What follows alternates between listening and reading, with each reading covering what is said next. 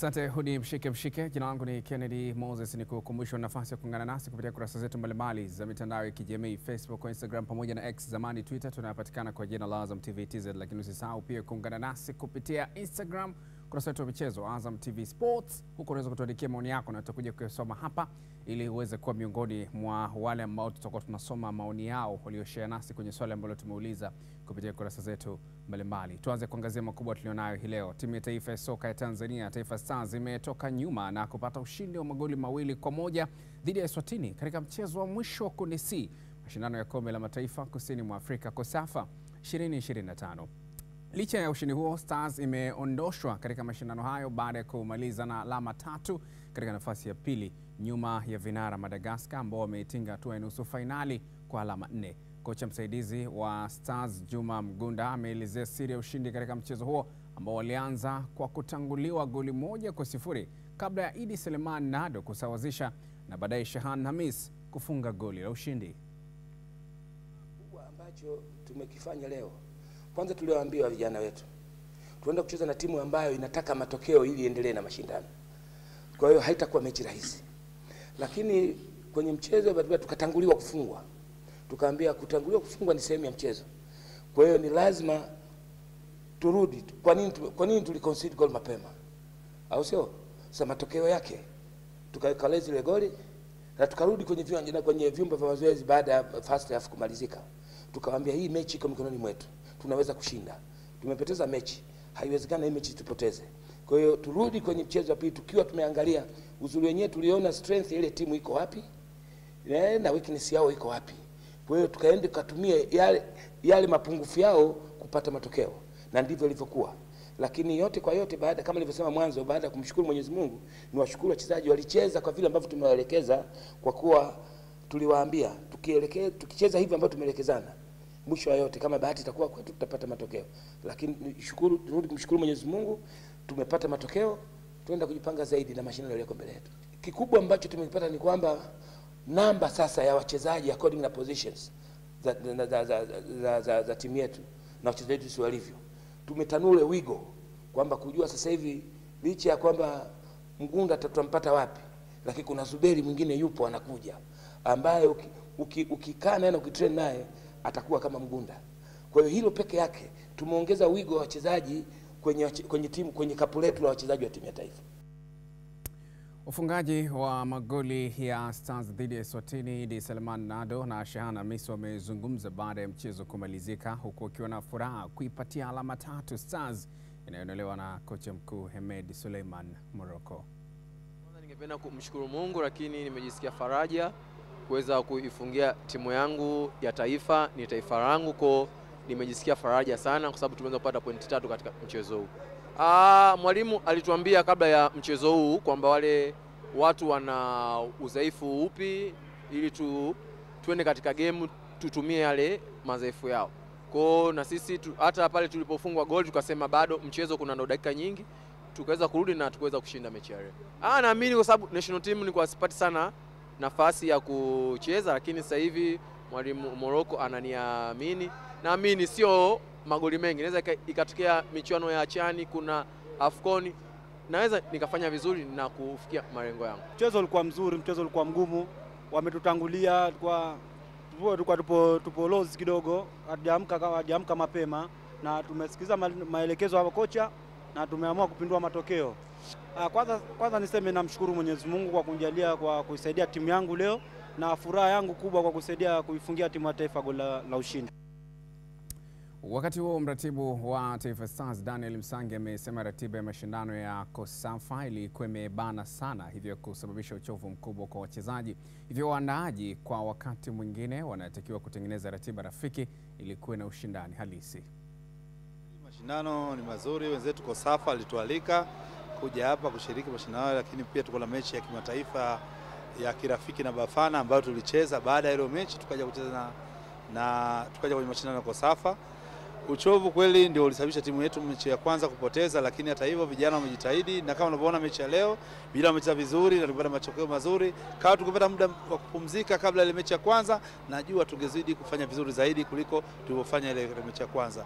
Kwa hiyo mimi rai yangu ni kwa sofa siku nyingine tutengeze ratiba nzuri ambayo itatuwezesha sisi wenyewe kupata muda mzuri wa maandalizi na kucheza mchezo katika nafasi nzuri zaidi. Tukisalia hapo, kikosi cha Stars kinataraji kuanza safari kurejea nchini hapo kesho majira ya saa 4 usiku kutoka uwanja wa ndege wa kimataifa wa OR Tambo mjini Joburg, Afrika Kusini. Mkuu wa msafara wa timu hiyo James Mhagama ameeleza utaratibu mzima wa safari utakavyokuwa. Japo haujatusaidia, lakini sisi umeonyesha tu uwezo wetu katika mashindano haya. Lakini pia tutakuwa na msafara, kwa maana tutarudi nyumbani sasa, wengine kwenda kujiandaa na michezo mingine kwa timu kwenye vilabu. Naamini tunatarajia kuondoka hapa majira ya saa 7 kesho mchana kuelekea Johannesburg, tayari kwa safari ya saa 4 usiku ambayo tutaanza pale Oliver Tambo Airport kuelekea nyumbani kwetu Dar es Salaam, Tanzania. Ungana na Philip Mkini kusikia kutoka kwake hasa kuhusiana na mchezo wa leo na mashindano hayo kijumla. Philip, karibu. Tumeshuhudia kundi ambalo Stars yupo kwa maana ya kundi C. Matokeo ni kama ambavyo unaona. Tanzania alianza kupoteza 1-0 dhidi ya Madagascar, kaja sare Madagascar dhidi ya Eswatini. Mchezo wa leo Tanzania ameshinda goli 2-1. Kuna chochote ameng'oka nacho cha kujifunza, kwa sababu tuna mwezi mmoja kama siku 30 na kitu hivi kuelekea CHAN? Nafikiri ni mashindano mazuri na kuna somo wamepata.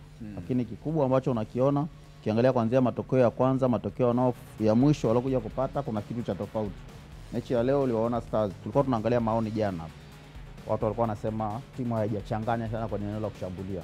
Leo ukiangalia Stars kwenye eneo la kushambulia ndio walikuwa bora zaidi. Kupata nafasi nyingi za kufunga magoli, lakini pia kwenye sehemu ya ulinzi walikuwa perfect. Kwa hiyo inaonyesha kwamba kuna mabadiliko makubwa yanakuja. Lakini yanakuja kwa nini? Kitu cha kujifunza. Sasa hivi tunaweza tukaiona Stars ambayo inacheza nje ya Simba na Yanga. Lazima hilo tukubaliane. Kuna wakati tulikuwa timu yetu ya taifa ikicheza lazima tuwe tuna wachezaji ambao wengi ni lazima watoke Simba na Yanga. Tunamwona mchezaji sasa hivi anatoka Azam, bora anafanya vizuri, anatoka JKT Tanzania, anatoka sijui atakuja kutoka sijui Ken Gold, atatoka sijui wapi, wanaweza kuijaza. Kwa hiyo timu yetu sasa hivi inakuwa na uwanda mpana hata kwa makocha kwa kufanya zile selection ya wachezaji wao. Kwa hiyo mimi nafikiri ni kitu kizuri na ni mashindano mazuri kwenye maandalizi yao ya kuelekea kwenye CHAN, kwa sababu CHAN inatumia wachezaji wanaocheza ligi ya ndani. Naam. Tuangalie sasa msimamo wa kundi C, tuone namna ulivyo na pengine kama kuna chochote unatupa baada ya matokeo. Msimamo ni kama ambavyo unaona, Madagascar ndio vinara na wametinga kwenye hatua inayofuata baada ya kupata alama 4, Tanzania alama 3, nafasi ya pili. Kifupi ni kwamba Madagascar wao wanacheza nusu finali. Hii haina robo. Ingekuwa na robo angalau wangetoka hata best loser kwenye maeneo mengine. Ndio walao kufidia idadi ya robo finali kufika wale 8. Ukijaribu kuangalia kwa namna ambavyo Stars amepambana kuondoka hapo alipo, si mara ya kwanza na alikuwa Kosafa kwenda kushiriki. Huko nyuma ilikuwa ngumu sana Stars. Ni kama alikuwa anaenda kushiriki. Alama 3 hizo ambazo amezipata, pasina shaka kuna ujumbe zinatuma, pengine kama kutokuwa kuna mialiko mingine inayofuata ama kuelekea kwenye michuano mingine mbeleni, sio? Ni matokeo ambayo yanawaonesha Kosafa na mashirika mengine ambayo yatataka kualika Stars. Mashirikisho mengine kualika Stars kuona ya kwamba kuna kitu ambacho timu yetu inaweza ikawapa kwenye mashindano yao.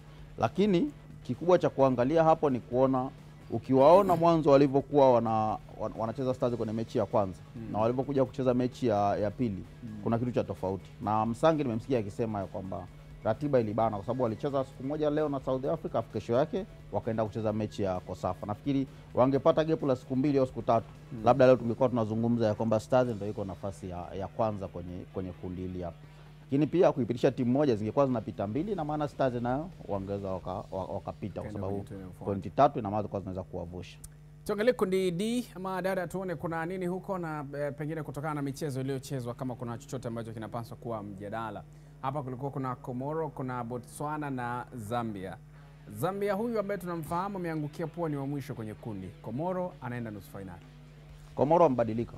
Komoro wa miaka 10 nyuma sio hawa ambao wapo sasa hivi. Ukiangalia hata Botswana hapo nyuma alikuwa bora kuliko Komoro. lakini timu yao kadri ya siku zinavyozidi kwenda mbele imeendelea kuwa bora. Zambia kinachowaangusha ndio kile ambacho tulikuwa tunazungumza mwanzo, ligi ya ndani, kwa sababu Zambia wana perform sana kwa kutumia wachezaji wengi ambao wanatoka nje ya nchi. Nafikiri nao waliita wachezaji wengi sana ambao wanatoka kwenye ligi ya ndani. Ndicho ambacho kimekuja kutokea walipokuja kufika hapo. Ubora wa ligi yao na ubora wa hizo timu nyingine ulikuwa tofauti. Sio. Baada muda huu tuangalie sasa kile ambacho kimeandikwa kwenye kurasa zetu mbalimbali za mitandao ya kijamii kutokana na swali ambalo tulikuuliza ili tuone maoni yako yanazungumza nini kwenye mshike mshike hii leo. Swali lilikuwa linahoji, baada ya Taifa Stars kuondoshwa michuano ya Kosafa licha ya kuichapa Eswatini, je, umekionaje kiwango kuelekea CHAN 2024? Swali lilikuwa linauliza hivyo. Tuangalie kile ambacho umejibu tukianza na ukurasa wetu wa Instagram Azam TV Sports. Huyu anaitwa Vincent Kinyunyu, anasema kutoka Kigamboni, Dar es Salaam, ni mwanzo mzuri kuelekea CHAN. Nimefurahi kuona vijana wadogo wakipewa nafasi. Kongole kwa benchi la ufundi. Lakini Busongo Kaseka, yeye anasema wa Mbogwe Geita, mimi nimeridhishwa na kiwango walichokionyesha ukizingatia kikosi kilikuwa cha kawaida sana. Tunatakiwa kuwaamini vijana. Amemaliza hivyo. Lakini pia Heri Haruba anasema kikosi kizuri ila kimekosa hamasa kama Simba na Yanga tu. Haya bana, hayo ni maoni yake.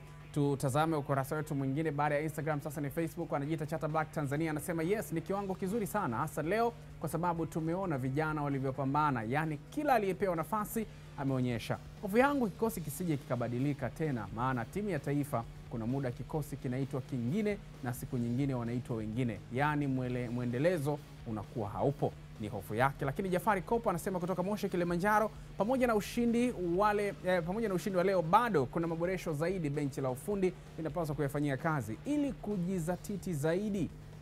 Nadhani ukiunganisha na mechi ya kirafiki ya Bafana kuna mwanga. Okay, sawa, ameunganisha mechi zote tatu kwa maana ya 2 za mashindano na ile dhidi ya Afrika Kusini, na amemalizia kwa kusema hivi kocha ameona pa kuanzia. Noah Kapindo anasema toka Mwenjelo wa Mbeya, kiwango chetu si kibaya, angalau timu inaunganika. Cha msingi wachezaji wetu wapambane wakipewa nafasi ya kupangwa kwenye kikosi. Ni maoni yake. Tumalizie na maoni ya X zamani Twitter, tuone huko umetuandikia nini. Huyu anaitwa Dr. Salum anasema ushindi dhidi ya Eswatini ni dalili kuwa Taifa Stars wanaweza kushindana, lakini wanahitaji maandalizi madhubuti. Mechi za kirafiki zenye kiwango cha juu na mwendelezo wa nidhamu na kiuchezaji, ikiwa hayo yatazingatiwa, kiwango kuelekea CHAN ni cha matumaini. Lakini Tom Mushi anasema nitakuwa mtu wa mwisho kuamini kwamba wachezaji wa ndani hawana vipaji, ila changamoto kubwa walionayo ni kujituma tu. Kama tunataka kombe la CHAN libaki nyumbani, basi wachezaji waongeze morali ili iwe chachu ya mafanikio yao na kwa taifa kwa ujumla. Lakini Tito Mhagama anasema wa Uhekule, Njombe, Tanzania, anasema ni mwanzo mzuri kuelekea mashindano ya CHAN na nimefurahi kuona vijana wadogo wakipewa nafasi. Hongera kwa benchi la ufundi. Amemaliza hivyo. Hayo ni maoni ya baadhi ya wadau kwenye kurasa zetu mbalimbali za mitandao ya kijamii. Pengine tuambie wewe umeng'amua nini hapo kwenye maoni hayo? Ukiangalia mashabiki wote ambao wametoa maoni yao wanaungana na kile ambacho tumezungumza mwanzo. Yaani wanaridhika na mwendelezo wa timu ya taifa. Ilikuwa ni adimu nyuma kupata maoni kama haya. Yaani kwanza kupata maoni mchanganyiko, lakini hapo ukiangalia kuanzia mwanzo wanaridhika na aina ya selection ya kikosi na vijana wengi kupewa nafasi. Na wakati pia unalizungumzia, hebu mtazame kwa jicho la tatu huyu Tom Mushi. Anasema hivi, nitarudia kwa faida ya mtazamaji. Anasema nitakuwa mtu wa mwisho kuamini kwamba wachezaji wa ndani hawana vipaji, ila changamoto kubwa walionayo ni kwamba ni kujituma tu. Anasema kama tunataka kombe la CHAN libaki nyumbani, basi wachezaji waongeze morali ili iwe chachu ya mafanikio yao na kwa taifa kwa ujumla. Ana hoja ya msingi sana, na ndicho kilichotokea leo. Sababu leo hata ukiangalia mechi ya Stars ilikuwa ni morali ambayo wachezaji walikuwa wanayo. Unamwona kila mchezaji anatamani ya kwamba watoke na ushindi kwenye hii mechi. Na hichi alichokizungumza yeye ndio hicho ambacho ukifuatisha wengi wamezungumza hicho. Wengine wameungana na kuwa na wachezaji wengi vijana, ambayo ndio kitu kizuri kwenye timu ya taifa. Shukrani sana Philip, tutapata wasaa mwingine pia kujadili mengi zaidi. Naam, huu ni mshike, usiondoke.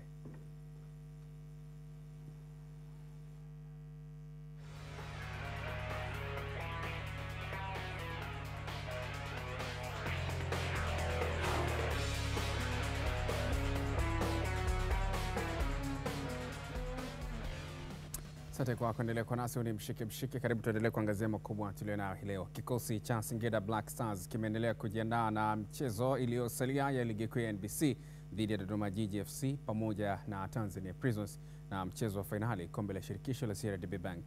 Mwandishi wetu Deus Leganga kutoka mkoani Singida na ripoti zaidi.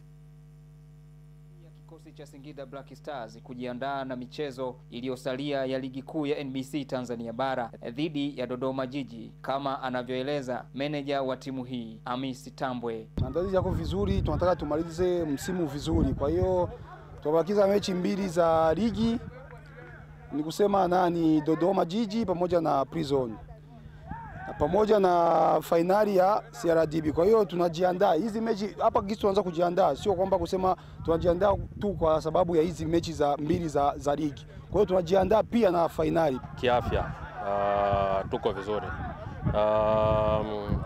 Hadi sasa hatuna serious injury yoyote ya kuweza kumfanya mchezaji awe nje ya kikosi, na ni issue ndogo ndogo, maumivu madogo ambayo pia haiwezi akamfanya mchezaji ashindwe kujihusisha na wachezaji wenzake katika mazoezi. Kwa hiyo kwa hizi mechi tatu tulizobakiwa nazo ambazo ni mechi mbili za ligi na moja ya CRDB, ni wahakikishie mashabiki kwamba tutaweza kuwaona wachezaji wote wakiwa wako timamu, then itabaki ni kazi ya kocha tu kuona ni nani ambaye anafaa kumtumia. Nao baadhi ya wachezaji wanazungumzia utayari wao juu ya michezo iliyosalia, ukiwemo na mchezo wa fainali wa kombe la CRDB. Ni mechi nzuri, mechi za mwisho, naamini ni mechi za kila mtu anaonesha quality yake alionayo. Kila kitu kiko vizuri na mpaka dakika hii nafikiri kwa upande wa walimu waendelea na kazi yao vizuri, kuendelea kutuweka vizuri zaidi katika mechi hizi mbili kwa tatu zilizobakia. Kwa hiyo kila kitu kiko sawa, tunapenda kumshukuru Mwenyezi Mungu. Mchezo kati ya Singida Black Stars dhidi ya Dodoma Jiji unatarajiwa kupigwa Juni 18 katika uwanja wa Jamhuri mjini Dodoma. Kutoka hapa katika dimba hili la Airtel Stadium mkoani Singida, Deus Liganga, Azam Sport. Na tuendelee kuongezea mengine makubwa, na sasa tuelekee Chamazi ambako afisa habari wa kikosi cha Azam FC Hashim Ibwe amewataka mashabiki wa timu hiyo kuwa watulivu wakati huu klabu inaendelea na usajili kwa ajili ya msimu ujao wa mashindano. Ibwe amesema baada ya msimu huu wa ligi kuu kumalizika Juni 22 mwaka huu, wataanza rasmi zoezi la kushusha vifaa vipya Azam Complex Chamazi. Tunashukuru kwamba tumeanza mazoezi wiki hii Jumatatu na tunaendelea vizuri. Hakuna injury yoyote ambayo tunaweza kuiripoti. Mchezaji ambaye anaendelea kurecover vizuri ni Adolf Mtasingwa, lakini wengine ambao wamebaki wana utimamu wa mwili na wachache bado wanaendelea kuitumikia timu ya taifa. Kwa hiyo baadaye watajiunga na wenzao, lakini zaidi tunajiandaa na mechi ya mwisho kucheza nyumbani msimu huu ambayo tunategemea kucheza tarehe 18. Ripoti zimezungumzwa kuhusu usajili wa Azam Football Club. Watu wanazungumza kuhusu pengine kuachwa kwa kocha, watu wanazungumza kuhusu wachezaji wetu kwenda timu zingine, na pengine wana hamu ya kujua pia kwamba pengine tunaingiza majina gani ndani ya timu yetu. Kwa hiyo hili ni swala ambalo kwanza ni swala ambalo linahitaji subra kidogo. Hatupaswi kulizungumza sasa hivi, na hasa ukizingatia kwamba timu ina mechi zingine mbili. Tunacheza Chamazi alafu tutakwenda kucheza kwa Raha Manyara dhidi ya Fountain Gate tukiwa tunafunga msimu. Tuna matamanio makubwa ya kuona tunamaliza vizuri kwa ushindi kwenye mechi zote mbili. Alafu baada ya hapo, kama ilivyokuwa kawaida, tutatoa ripoti rasmi ya club, kwa sababu ukweli ni kwamba kuna baadhi ya wachezaji wataondoka klabuni na kuna baadhi ya wachezaji ambao wataingia ndani ya klabu yetu ili kuimarisha na kutengeneza kikosi kwa ajili ya msimu ujao. Kwa hiyo hizi ripoti za kwamba kocha sijui ameachwa, sijui Faisal, kuna timu imeleta ofa, hakuna ofa yoyote kwa Faisal wala mchezaji yoyote wa Azam FC mpaka sasa hivi. Kwa upande wa meneja wa masoko na mauzo wa klabu hiyo, Tunga Ali ameweka wazi matarajio yao ya kuzindua mapema jezi mpya za msimu ujao wa mashindano na zitapatikana nchi nzima. Unajua mechi zimebakia takriban 2, lakini ukiangalia watu wengi wanapenda kuzindua jezi mapema ili kuwapata fans wengi. Unaangalia sisi tuna Azam Child Day, tuna Azam Festival, tuna sherehe nyingi ambazo kama zile za Holiday Clinic kwa ajili. Sasa tunataka msimu huu Child Day na sherehe zingine fans wa club na wapate kitu kilichokuwa bora. Na mnajua sasa hivi tu katika msimu wa holiday huu watoto wanafanya maandalizi ya kupumzika, lakini pia wataanza shule, na unajua kuna baadhi ya shule nyingi zinatumia jezi ya klabu ya Azam FC.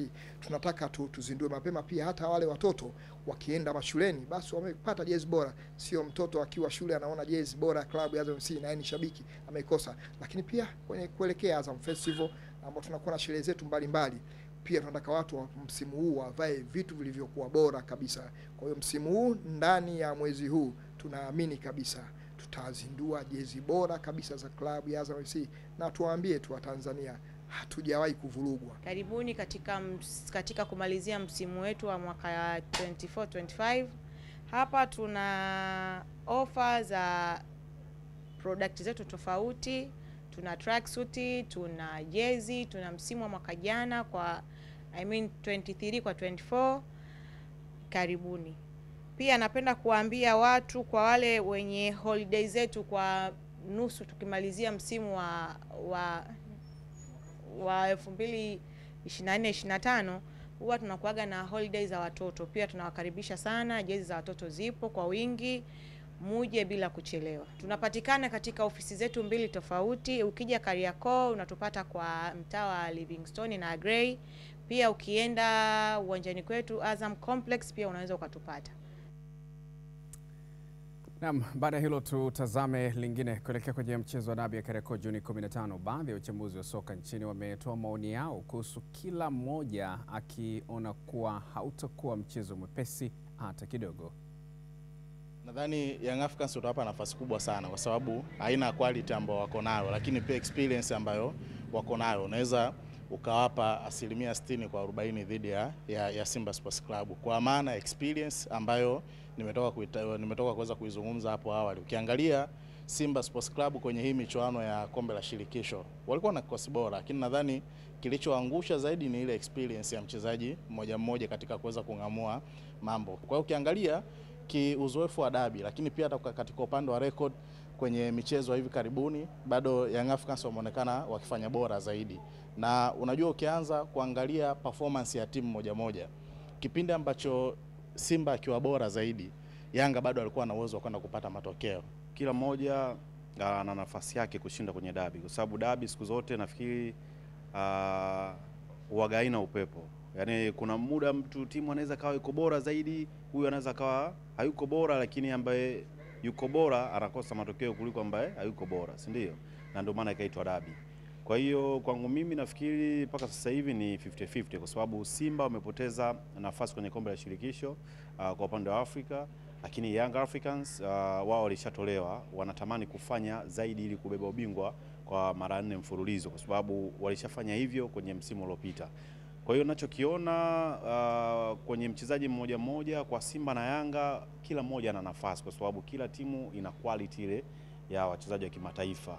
Binafsi naamini ni dabi ambayo ukirusha juu shilingi basi yote anaweza kashinda, lakini ukiniambia nitabiri kwa utabiri wangu, naamini inawezekana kwa asilimia kubwa hii dabi ingetamatika kwa sare.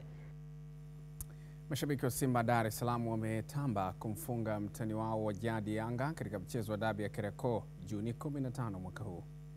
Kuna mashaka, kikosi kipo timamu, kimetulia, wachezaji wote wana afya ya kutosha, hatuna majeruhi, walete timu yao.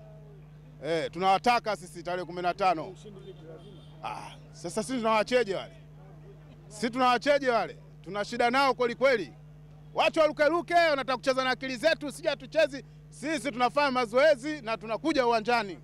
Mimi naamini kikosi changu kitafanya vizuri, kwa sababu kwanza nakiamini tuna mwendelezo mzuri kuanzia shirikisho, tumecheza ligi vizuri, tuko na ratiba iliyojibana, tumefanya rotation ya kutosha, wachezaji wetu wengi wameimarika. Kwa hiyo ule uoga wa ligi watu wengi wameondoka. Muhimu zaidi ni kwamba hii mechi tunaitaka kwa sababu ni mechi muhimu kwetu, lazima tushinde ndio tupate ubingwa. Wasije wakalema hata sehemu moja. Sisi tunautaka kweli huu mchezo kuliko wao wanavyozani. Kwa sababu sisi huu mchezo ndio nguzo yetu na ndio matarajio yetu ya baadaye. Yaani hii ndio tatupa njia baadaye tunapita wapi. Niwaambie tu watani zetu, ubaya ubwela, tukutane Benjamin Mkapa, umeona tarehe 15. mashabiki. Sisi nishanunua tiketi yangu iko mfukoni, hatuwezi kuwasamehe kamwe, na wao tunaruka nao papindikula. Tupo tayari muda na saa yote kucheza dabi. Wachezaji wangu nawaamini, kocha wangu namwamini, viongozi wangu wote wako sawa kabisa. Wao kama wao wataleta timu. Tuzungumze na mchambuzi wa masuala ya soka Philip Mkini kusikia kutoka kwake kuhusiana na mechi hizo za mwisho. Bana, kama mwasikia hapo Philip Mkini, kila mmoja anatamba kwa nafasi yake. Wote wanazungumzia namna ambavyo wamejiandaa kuelekea kwenye mechi za mwisho za ligi kuu ya NBC. Hii ni ratiba ya Juni 18. Tanzania Prison dhidi ya Yanga, KenGold dhidi ya Simba, Azam FC dhidi ya Tabora, Dodoma dhidi ya Singida Black Stars, Namungo dhidi ya Kagera, Coastal dhidi ya Fountain Gate, Mashujaa dhidi ya KMC na Pamba Jiji dhidi ya JKT Tanzania. Raundi hii ya tarehe 18 kabla ile ya mwisho kabisa. Nini mtazamo wako na mechi gani nadhani ni dume sana hapo? Hiyo ya kwanza, Tanzania Prison na Yanga. Mechi ngumu kwa sababu ndio mechi ambayo imebeba hatma Prison kwenda kwenye playoff. Maana Prison akichukua pointi kwenye mechi dhidi ya Yanga atakuwa amejiweka kwenye nafasi nzuri ya kutokucheza playoff. Za kushuka zimeshashuka. Lakini kuna nafasi ya playoff ambayo mpaka sasa hivi Prison yuko pale. Lakini inakuwa ngumu kwa sababu pia Prison anacheza nyumbani. Na amepata muda mzuri zaidi wa kujiandaa, pamoja na kwamba Yanga naye amepata nafasi nzuri ya kujiandaa, lakini ni mechi ambayo itakuwa ina macho ya watu wengi. Lakini mechi nyingine, mechi ya Pamba na JKT Tanzania.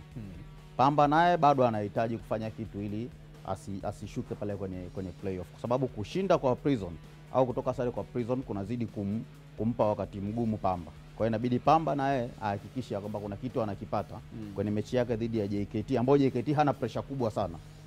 Na Pamba atakuwa nyumbani. Mzunguko wa pili nafikiri mechi nyingi Pamba amefanya vizuri sana nyumbani. Ameshinda nyumbani labda 80% ya mechi zake ambazo amecheza pale. Kwa hiyo hizo ni aina ya mechi ambazo zinaonekana kuwa zitakuwa ni tishio, lakini bado usiache mechi ya Azam na Tabora. Timu ile iko nafasi ya 3 na timu ile iko nafasi ya 5. Tabora ambao sasa hivi kama train imeacha reli kwa muda. Lakini bado hauwatoi kwenye mechi hii ya ligi. Pamoja na kwamba hawana cha kupoteza, hawawezi kutoka walipo na hawawezi kwenda mbele zaidi hapo, lakini bado Azam anahitaji kupata matokeo mazuri ili kuishindania nafasi yake na Singida kubaki hapo ni nafasi ya 3. Sio.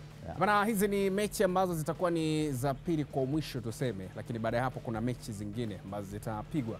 Baada ya tarehe 18, tarehe 22 kutakuwa kuna mechi zingine, Coastal na Tabora, Fountain Gate na Azam FC, Mashujaa na JKT Tanzania, Namungo na KenGold, Pamba Jiji na KMC, Simba na Kagera ambao wameshashuka, Singida Black Stars na Tanzania Prisons, lakini Yanga na Dodoma Jiji. Ukitazama mechi za Yanga wote anaocheza nao wanaweza kumpa mechi ngumu. Tofauti pengine na Simba kama ambavyo inazungumzwa, wote atakaocheza nao ni kama shughuli yao ishaisha kwenye ligi kuu. Simba mechi zake zote mbili timu zimeshashuka daraja.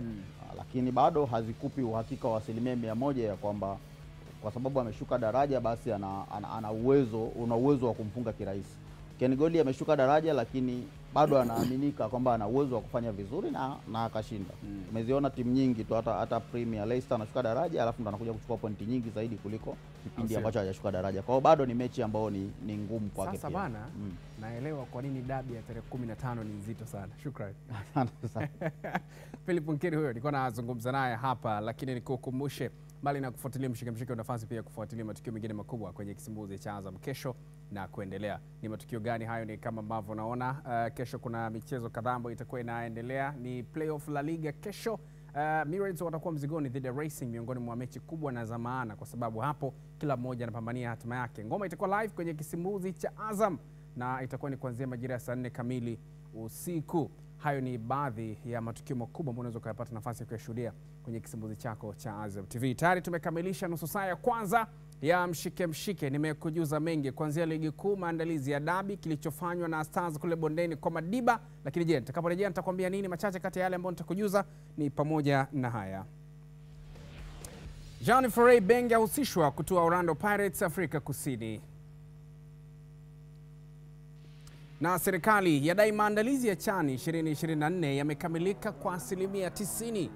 Huu ni mshike. Twende break, tutarejea. Siondoke.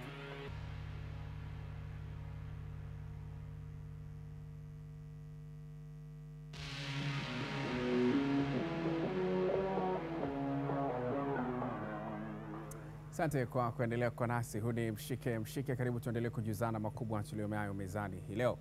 Jean Flore Ibenge ahusishwa kutoa Orlando Pirates ya Afrika Kusini, na serikali yadai maandalizi ya CHAN kwa kiasi kikubwa ni miongoni mwa makubwa ambayo tutakuwa nayo. Hayo ni machache ambayo nilikujuza kwamba nitakuja kukujuza muda huu mchache baada ya mapumziko mafupi. Sasa muda huu tuanze na hapa nyumbani. Serikali imesema maandalizi kwa upande wake kuelekea michuano ya Afrika kwa wachezaji wa ndani yani CHAN yamefikia 90%. Hivyo Tanzania ipo tayari kuwa mwenyeji mwenza pamoja na Kenya na Uganda wa michuano hiyo. Msemaji mkuu wa serikali na katibu mkuu wa Wizara ya Habari, Sanaa, Utamaduni na Michezo Gelson Msigwa amesema kazi iliyobaki katika uwanja wa Benjamin Mkapa ni ufungwaji wa viti 20,000. Vizuri. Hivi ninavyozungumza wataalamu wako Nairobi, wako kwenye mkutano kwa ajili ya majadiliano ya masuala mbalimbali. Mashindano yetu ya CHAN ambayo yaliahirishwa kufanywa mwezi wa pili sasa yatafanyika mwezi wa 8. Maandalizi yanakwenda vizuri. Uwanja wetu wa Benjamin Mkapa uko tayari. Kazi ya ukarabati wa uwanja huu iko zaidi ya 90%.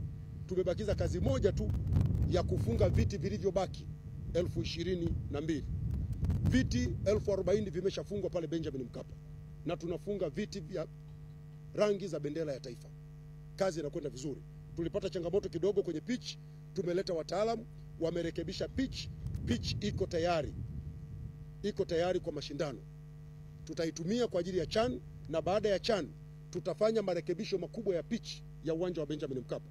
Tunaondoa ile subcourse, lile tabaka la juu lote tunaliondoa, tunaweka jingine kwa sababu limetumika muda mrefu, na yalikuwa ni makubaliano yetu sisi na CAF kwamba itakapomalizika CHAN basi tubadilishe tabaka hili, tuweke tabaka jipya ili uwanja uwe katika hali nzuri zaidi.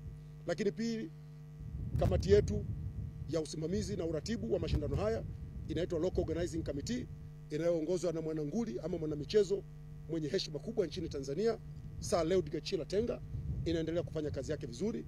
Ndani ya kamati hii kuna kamati ndogo ndogo nyingi, kamati zinazohusika na masuala ya usafirishaji, kamati inayohusu masuala ya miundombinu, tena inaunganishwa na mwanamichezo bingwa kabisa. Anasimamia vizuri kufuatilia kuhakikisha kwamba miundombinu yetu iko vizuri. Wote mnamfahamu Balozi Dau. Kwa ambao hamjui, Balozi Dau ni kati ya wadau wakubwa wa michezo. Yeye ndio mwenyekiti anayesimamia kamati hii, na wanafanya kazi nzuri kuhakikisha viwanja vyetu vya mazoezi viko tayari. Tumeandaa viwanja vitatu kwa ajili ya CHAN, Gymkhana, Law School na Major General Isamuhyo, ambavyo mpaka sasa viko katika hali nzuri, na CAF wako hapa nchini kwetu wanaendelea kusimamia jitihada mbalimbali zinazofanyika, na wameridhishwa sana na maandalizi yetu yanayoendelea, pamoja na uwanja wa mashindano wa Benjamin Mkapa. Lakini wenzetu Zanzibar, uwanja wao wa Aman wamebadilisha, wameweka nyasi tunasema hybrid, yani mchanganyiko wa nyasi bandia na nyasi halisi. Uwanja umetumika katika mechi 2 za kimataifa, wote mmeona za Simba. Uwanja upo katika hali nzuri, na wanavyo viwanja vya mazoezi tayari kwa ajili ya CHAN. Kwa hiyo kwa Tanzania tutakuwa na vituo viwili, Zanzibar uwanja wa Aman na Benjamin Mkapa Dar es Salaam tutavitumia kwa ajili ya CHAN. Lakini kwa ajili ya AFCON tutakuwa na uwanja wa Aman, tutakuwa na uwanja wa Benjamin Mkapa, na tutakuwa na uwanja wetu wa Arusha. Ujenzi wa uwanja wa Arusha ambao ni mahususi kwa ajili ya michuano ya kombe la Afrika AFCON umefikia 45% na unatarajiwa kukamilika mwezi Aprili hapo mwakani. Msemaji mkuu wa serikali na katibu mkuu wa Wizara ya Habari, Sanaa, Utamaduni na Michezo Gelson Msigwa amesema ujenzi wa uwanja huo unaogharimu shilingi bilioni 286 utakamilika kabla ya kuanza kwa michuano hiyo mwaka 2027. Kazi ya ujenzi wa uwanja wa Arusha imefika hatua nzuri. Mpaka leo tuko 45% na ushe, yani tuko zaidi ya 45%. Mheshimiwa Rais anaendelea kutoa fedha. Uwanja wetu utagharimu zaidi ya shilingi bilioni 286. Fedha ipo na wako wa China pale, kampuni ya CRJE wanafanya kazi nzuri na kazi inakwenda vizuri. Malengo yetu ni kwamba mpaka kufika mwezi Aprili mwakani uwanja uwe umekamilika. Uwanja uwe umekamilika. Ukienda leo pale lile kalai lile liko tayari. Wameshajenga tayari, yale wanasema ile concrete work wameshafanya. Wameshajenga, wanakamilisha maeneo machache. Mwezi wa 7 huu wataanza kuweka sasa yale mapaa ya uwanja. Uwanja utaanza kuonekana, na ndio mwendo tunakwenda hivyo, na Mheshimiwa Rais anahakikisha fedha zinawafikia kwa wakati ili kazi zisikwame na uwanja wetu uwe moja ya viwanja ambavyo vitatumika. Sasa wote mtakumbuka tulishamkabidhi mkandarasi uwanja wa Dodoma. Mkandarasi yupo katika hatua za mwisho za kukusanya vifaa ili vianze kazi. Na kwa sababu tuna mkataba naye, nyinyi wala msiwe na wasiwasi. Akijiumauma sisi tunamkata hela. Ndio mkataba ulivyo. Lakini tuna mkandarasi mzuri, kampuni ya Limonta ya Italy. Kampuni ya Limonta ndio iliyofanya ukarabati wa uwanja wa Santiago Bernabeu, ule uwanja wa Real Madrid. Kwa hiyo hatujafanya mbambamba kwenye eneo hili, tumechagua kampuni ambayo ina uzoefu mkubwa ije ifanye kazi hii. Ninachohakikishia ndugu zangu wa Tanzania, tutaisimamia ifanye kazi kulingana na mkataba. Kikosi cha timu ya soka ya taifa ya wanawake ya Tanzania Twiga Stars kinaendelea na mazoezi yake kijiandaa na michuano ya Sekafa kwa wanawake itakayoanza Ijumaa hii kwenye uwanja wa Azam Complex Chamazi uliopo Dar es Salaam. Kocha wa kikosi hicho Bakari Shime amesema maandalizi yao yanakwenda vizuri kuelekea kuanza kwa michuano hiyo. Matayarisho yanaenda vizuri baada ya michezo miwili dhidi ya Kongo. Tumeendelea na matayarisho yetu tukiwa tunajiandaa kwa ajili ya mashindano ya Sekafa kwa wanawake ambayo yanatarajiwa kuanza kesho Chamazi, Dar es Salaam. Kwa hiyo kila kitu kiko vizuri, wachezaji wanaendelea na matayarisho yao na kilichobakia tunasubiri tu filimbi ilie kwa ajili ya mashindano hayo.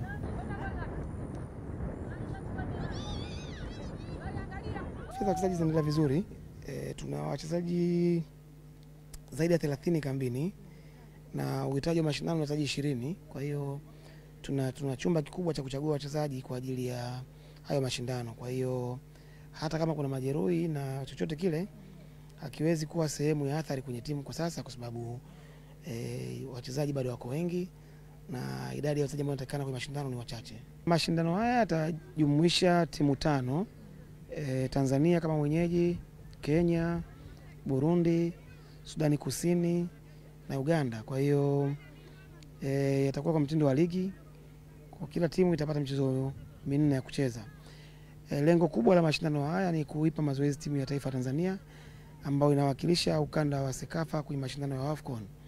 Kwa hiyo Sekafa kwa upande wao wameona mchango wao ni kuipa timu ya Tanzania nafasi ya kupata michezo mingi kwa ajili ya kujiandaa, lakini pia kutimiza ratiba ya Sekafa kwa ajili ya mashindano ya wanawake kwa kila msimu. Kwa hiyo ni mashindano muhimu kwetu ambapo tutapata michezo mingine 4 ukiacha ile miwili ambayo tumecheza, na yenyewe nafikiri itatoa sura halisi ya timu yetu kwa ajili ya AFCON. Endelea kutazama Mshike Mshike, tuende break, tutarejea, usiondoke.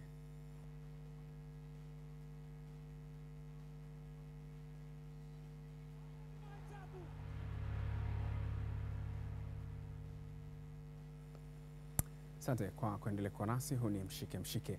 Mabingwa wapya wa ligi kuu soka wanawake JKT Queens wamekabidhiwa rasmi kombe la ubingwa huo leo katika mchezo maalum uliochezwa kwenye viwanja vya TFF Kigamboni, Dar es Salaam. Hassan Hamed Mvula ametuandalia taarifa zaidi kuhusiana na hilo.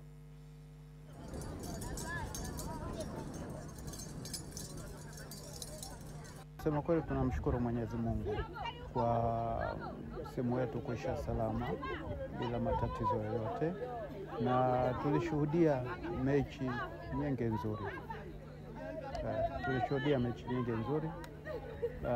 Hakuna timu iliyoishia njiani. Hiki ni kitu kikubwa cha kumshukuru Mungu. Lakini binafsi ni wapongeze sana JKT kwa sababu ni timu pekee, kama kuna nyingine sijajua, lakini timu pekee ambayo ina wachezaji wazalendo na kucheza na professionals na ukawa bingwa. Kusema kweli unahitaji pongezi sana, na hii ndio itakayotuonyesha kwamba tunapeleka bingwa mzalendo ambaye atakwenda kuitetea nchi yake.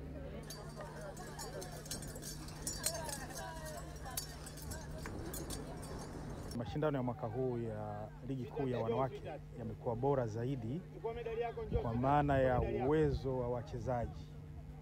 Kama uko mbali sana na kiwanja, huwezi kuamini kwamba wanaocheza pale ni wasichana.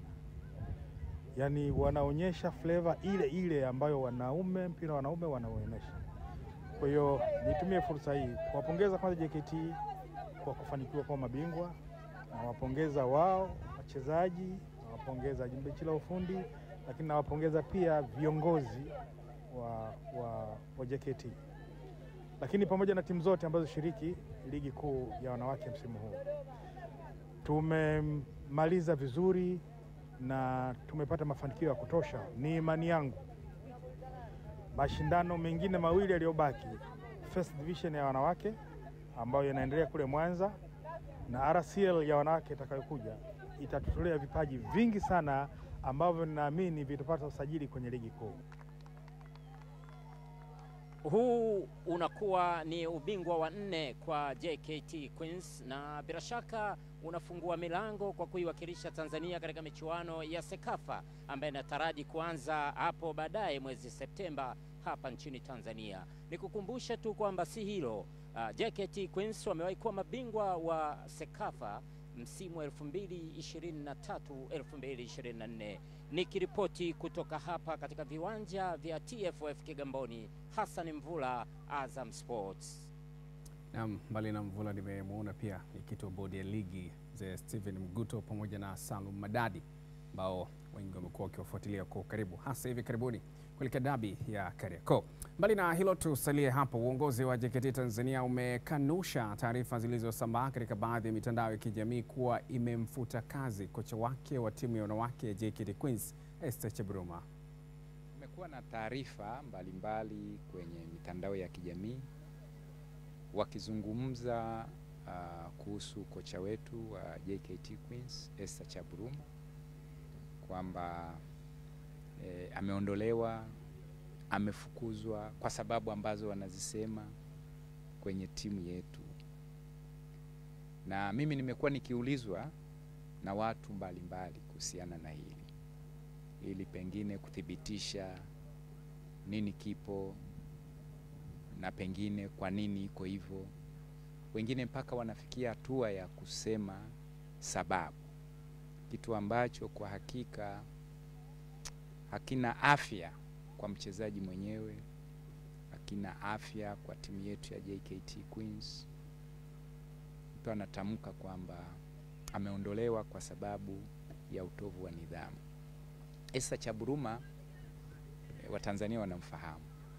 Amecheza soka la wanawake katika nchi hii na ameiletea heshima kubwa taifa, kimataifa. Na alipata mpaka wasaa wa kucheza nje ya Tanzania. Tunajua wote hivyo. Umoja wa michezo na taaluma kwa shule za msingi UMITASHUMTA imeendelea kushika kasi mkoani Iringa, ambapo mkoa wa Manyara umeleta ubabe katika riadha. Muhammad Nyaulingo anaarifu zaidi. Ni kikosi cha wanamichezo kutoka mkoani Manyara. Wengine wanaendelea kucheza na hamasa pembeni wakianikiza. Shaban Gwandu ni meneja wa timu kutoka Manyara. Anaamini ubingwa kwenye riadha kwa shule za msingi unakwenda Manyara.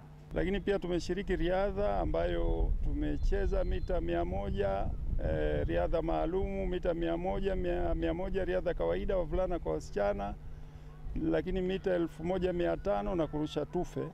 Kwa sababu bado wako kwenye mchuano kwenye makundi yale ya riadha, tunaendelea kufanya vizuri, hasa mita 1500. Watoto wetu wote wanaoshiriki, na kama unavyofahamu Manyara ni miongoni mwa mikoa yenye vipaji katika riadha, vijana wetu wote walioshiriki wavulana kwa wasichana kwenye makundi yao walishinda namba 1.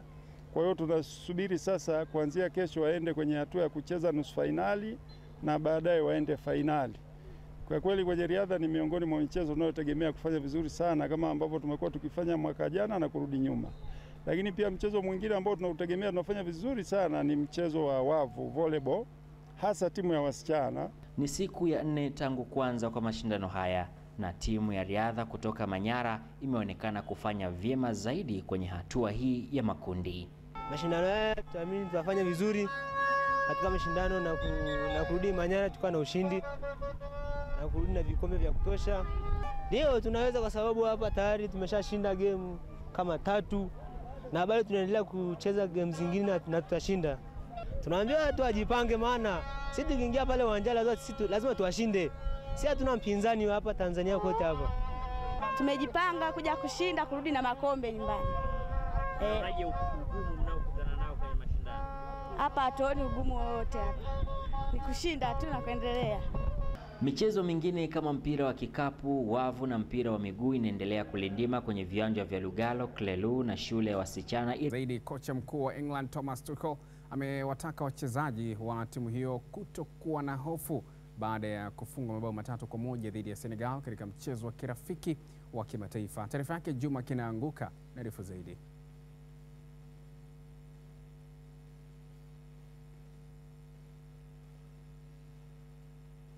Timu ya taifa ya Senegal usiku wa kuamkia leo imecheza mchezo wa kirafiki dhidi ya England kwenye dimba la City Ground na kuwashangaza wengi kwa kuifunga England mabao 3-1. England ilikuwa ya kwanza kufunga goli kupitia Harry Kane kabla Senegal kusawazisha na kuongeza kupitia Ismail Sarr, Habib Diarra na Sheikh Sabali. Baada ya kipigo hicho, kocha wa England Thomas Tuchel ametoka hadharani na kukiri kuwa timu yake ilikosa nguvu ya kuweka shinikizo kwenye eneo la mpinzani, hivyo ana wajibu wa kulifanyia kazi suala hilo ili waweze kuwa bora zaidi. Kipigo hicho kwa England kinakuwa cha kwanza dhidi ya timu kutoka barani Afrika. Na kocha wa Al Hilal Omdurman Florent Ibenge anahusishwa kujiunga na Orlando Pirates ya Afrika Kusini baada ya mkataba wake ndani ya klabu hiyo kumalizika Juni 30 mwaka huu. Ibenge amehudumu na Al Hilal kwa miaka 3, lakini hataongeza mkataba kunako klabu hiyo ambayo sasa inashiriki ligi kuu Mauritania. Ibenge tangu ajiunga na Al Hilal Omdurman Juni 22 ama mwaka 2022 ameipatia timu hiyo ubingwa wa Sudan kwa mara ya kwanza na kuipeleka hatua ya robo finali ligi ya mabingwa barani Afrika msimu huu wa 24-25. Mpaka hapo niseme tuna la ziada kwenye mshike hii leo. Kwa niaba ya wote waliofanikisha hili, nikujuza japo kwa uchache tu, machache kati ya mengi ambayo nimekujuza hii leo kupitia mshike yalikuwa ni pamoja na haya. Wachezaji wa Taifa Stars wafurahia kuibamiza Eswatini katika mashindano ya Kosafa. Singida Black Stars yapiga matizi makali kuelekea mechi za mwisho za ligi kuu soka Tanzania bara yani NBC. Na Florent Ibenge ahusishwa kutua Orlando Pirates ya Afrika Kusini. Mpaka hapo niseme hatuna la ziada. Jina langu ni Kennedy Moses. Kesho nayo ni siku. Uwe na usiku mwema.